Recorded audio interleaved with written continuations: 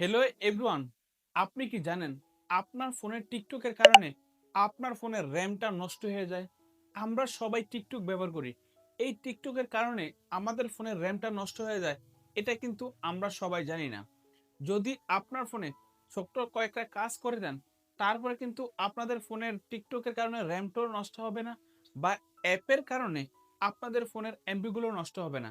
এখন কিভাবে আপনার ফোনে এই গুরুত্বপূর্ণ কাজটা করবেন, এটা যদি শিখতে চান অবশ্যই এই ভিডিওটা প্রথম থেকে শেষ পর্যন্ত দেখতে হবে। লেটস স্টার্টেড কিভাবে আমরা এই কাজটা করি, অবশ্যই আপনি স্ক্রিনটা ফলো করুন। এখন টিকটকের এই গুরুত্বপূর্ণ কাজটা করতে চাইলে আপনি এই টিকটকে ঢুকবেন। টিকটকে ঢোকার পর এখানে দেখুন প্রোফাইল, এখানে ঢুকবেন। এখানে ঢোকার পর এখানে ৩ ডট আপনি এখানে ঢুকবেন। তারপর এখানে দেখেন সেটিং অ্যান্ড প্রাইভেসি, এখানে ঢুকবেন। সেটিং অ্যান্ড প্রাইভেসি আসার পরে আপনি এভাবে নিচে আসবেন। এই যে এখানে ফ্রি আপ স্পেস আপনি এখানে আসবেন। ফ্রি আপ স্পেসে আসার পরে এখানে দেখেন ক্লিয়ার, আপনি এটা ক্লিন করে দিবেন। এখানে দেখেন ক্লিয়ার, এটা করে দিবেন। তারপর আবার নিচে দেখেন এখানে ক্লিয়ার, আপনি এটা ক্লিয়ার করে দিবেন। ক্লিয়ার করে দেওয়ার পরে আপনি এভাবে ব্যাগে আসবেন। ব্যাগে আসার পরে আপনি কি করবেন, এই টিকটকের উপরে চাপ দিয়ে ধরে রাখবেন। তারপর এখানে দেখেন ইনফো, এই ইনফোতে চাপ দিবেন।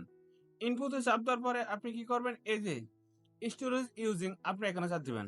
এখানে চাপ দেওয়ার পরে আপনি এই ক্লিয়ারটা করে দিবেন, দেন এখানে ক্লিয়ার স্কেচ করে দিবেন। এই দুইটা করে দিলে কিন্তু আপনার ফোনের র্যামটা ফিরে আসবে অ্যান্ড আপনার ফোনে যে এমবিটা নষ্ট হয়েছে সেটাও কিন্তু ফিরে আসবে। দেন দেখুন তো আমরা কিভাবে টিকটকের এই গুরুত্বপূর্ণ কাজটা করলাম। আপনি যদি আপনার ফোনে টিকটকে এই গুরুত্বপূর্ণ কাজটা করেন, তাহলে আর টিকটকে কিন্তু আপনার ফোনে কোনো রকম র্যামটা নষ্ট করবে না, আর কোনো রকম ক্ষতি হবে না বা এমবি গুলা অবশ্যই হবে না। তো বন্ধু, আজকে ভিডিও এই পর্যন্তই।